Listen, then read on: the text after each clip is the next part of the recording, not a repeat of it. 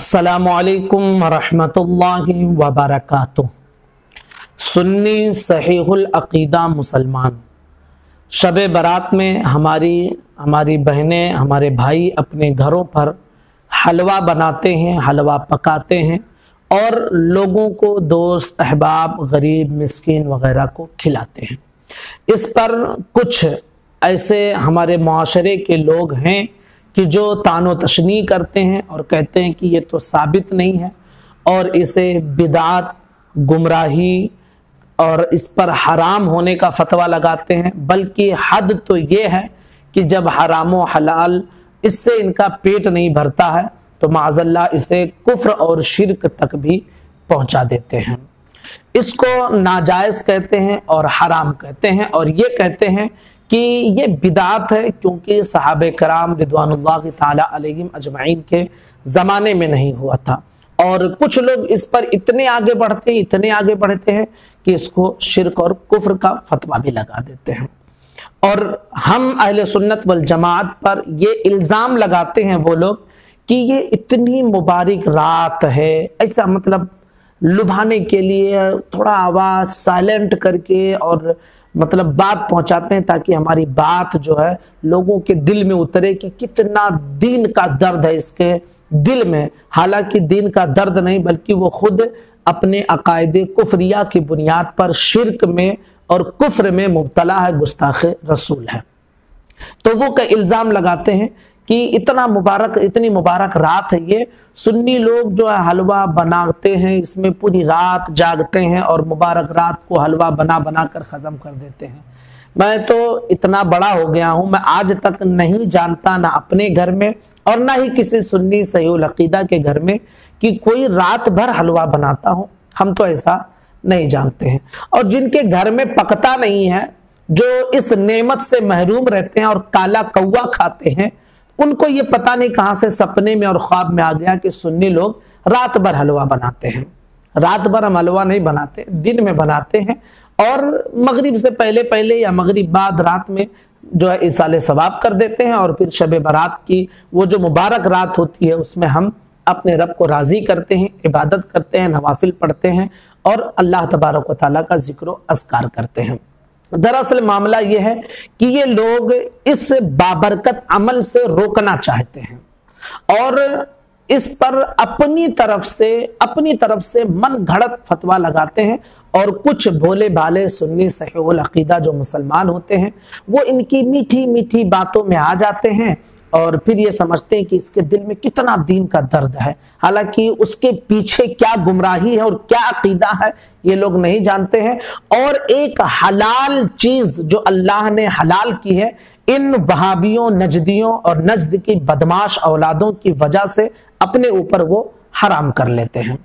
जबकि मैं चैलेंज करता हूं, खुला चैलेंज है मेरा, कि जो लोग इसको गुमराही, बिदात या फिर इसके हराम होने का फतवा देते हैं या इसके कुफ्र व शिरक का फतवा देते हैं, मेरा खुला चैलेंज है उन लोगों को कि कोई एक रिवायत, एक आयत या किसी एक बुजुर्ग का कौल वो दिखा दें कि जिसकी बुनियाद पर वो ये साबित कर सके कि ये चीज हराम है।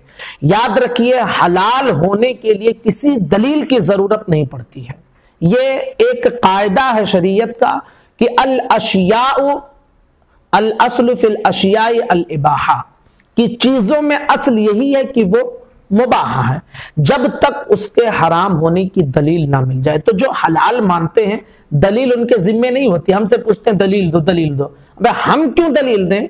हम तो हलाल जानते हैं उसे, और हर चीज हलाल होती है जब तक उसके हराम होने की दलील ना मिल जाए। तो जो हराम और गुमराही या बिदात होने का फतवा देते हैं, मेरा खुला चैलेंज है उनको कि कोई एक रिवायत दिखा दें कि जिसमें यह मना किया गया हो कि शब बारात में आप ऐसा नहीं कर सकते हैं। और मेरा यह चैलेंज है कि वो हरगिज न किसी आयत में, न किसी हदीस में, न किसी बुजुर्ग के कौल में कहीं नहीं दिखा सकते हैं।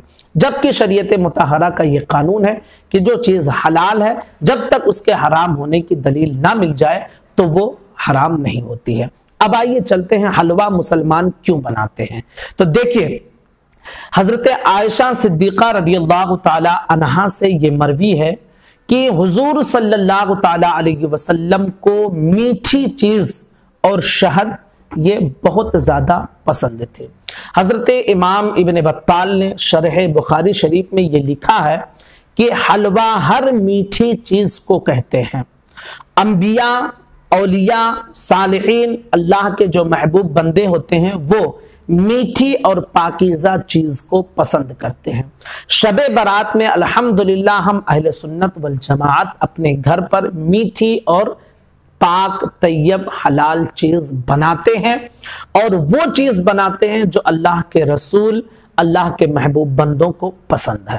دراصل معاملہ یہ ہے کہ چونکہ یہ مبارک رات ہے اور سال بھر کے فیصلے اللہ تبارک و تعالیٰ اس میں فرما دیتا ہے، کس کو کتنی روزی ملے گی، کس کو کیا ملے گا، کس کی موت آنے والی، کس کی پیدائش ہونے والی ہے، یہ ساری چیزوں کا فیصلہ فرماتا ہے۔ تو اس مبارک رات میں ہم ایسی چیزیں پکاتے ہیں اور ایصال ثواب کرتے ہیں اپنے مرحومین کے لیے تاکہ ان کی بخشش و مغفرت ہو، اور ہم ایسا عمل کرتے ہیں جو اللہ کے رسول کو، اللہ کے نبیوں کو، اللہ کے ولیوں کو، اللہ کے صالحین کو پسند ہو، اور یہ میٹھی چیز ان کو پسند ہے، تو ہم غریبوں، مسکینوں، دوست، احباب کو کھلاتے ہیں تاکہ اللہ کو یہ ادا پسند آئے اور ہمارے لیے بہتر فیصلہ ہو، کیونکہ اعمال جب اچھے ہوتے ہیں تو اللہ تبارک و تعالیٰ کی بارگاہ میں وہ اعمال وسیلہ بنتے ہیں، اور پھر ان اعمال کی وجہ سے بخشش بھی ممکن ہو جاتی ہے۔ تو یہ سارے مقاصد ہوتے ہیں۔ یہ لوگ یہ الزام لگاتے ہیں کہ سنی مسلمان اسے ضروری سمجھتے ہیں، اس لیے یہ بدعت حرام ہے۔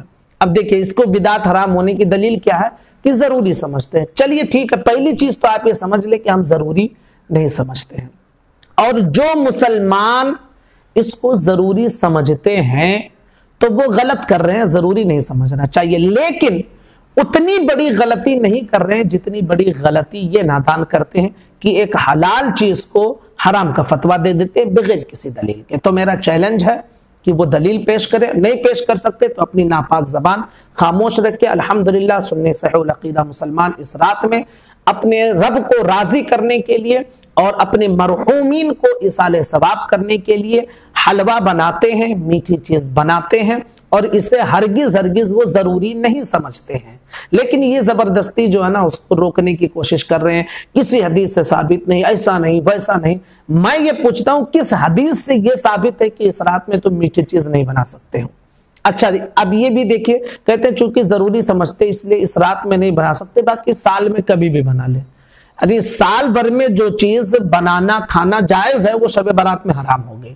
یہ ان کی کھوپڑی الٹی دلیل جو ہے، ان کی الٹی کھوپڑی میں ایسی ہی بات آتی ہے کہ سال بھر کوئی چیز بنانا جائز، کھلانا جائز، لیکن شب برات میں وہ حرام۔ کس دلیل کی بنیاد پر؟